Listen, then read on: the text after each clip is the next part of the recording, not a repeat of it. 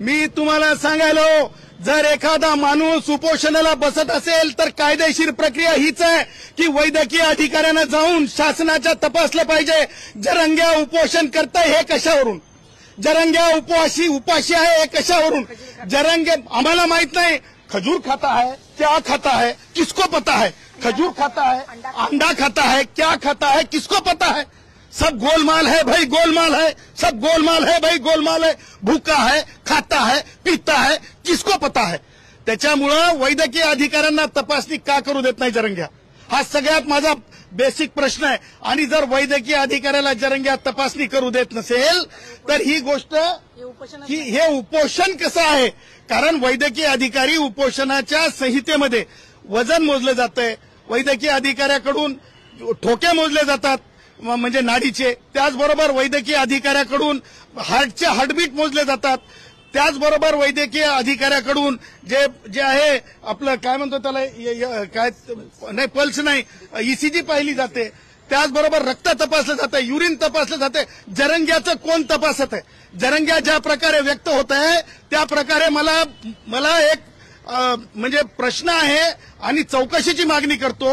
कारण आता वेगवेगळे जेवणच घेण्याची गरज नसते, एका एवढ्याशा गोळीवर सुद्धा पोट भरलं जाऊ शकतंय.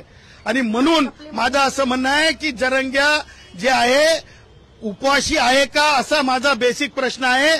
जरंग्याचं जे काही चाललेलं आहे ते अत्यंत राजकीय ढोंग चाललेला आहे आणि म्हणून जरंग्याचा उपवासामध्ये येतंय का?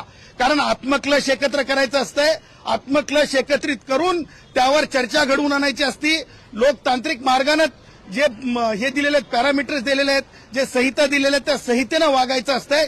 तशा प्रकारचं हे उपोषण नाही. आणि उद्या ते पाणी पित नाही म्हणाले ना, ह्याच्या मागे सुद्धा काहीतरी कुभांड आहे.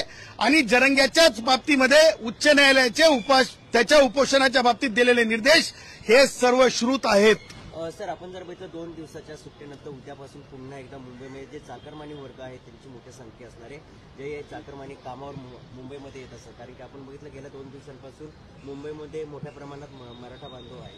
2 गोष्टी लक्षात ठेवा. जरंग्या, ज्या प्रकारे मला कोणाला श्वानाची उपमा द्यायची नाही, ज्या प्रकारे तुम्ही सामाजिक धर्माच्या नावावर लोकांना अपमानित करत आहात, आमच्यासारख्या माणसाला तुम्ही भुकल्यासारखं शिवीगाळ करत आहात, तुमचे लोक धमक्या देत आहेत.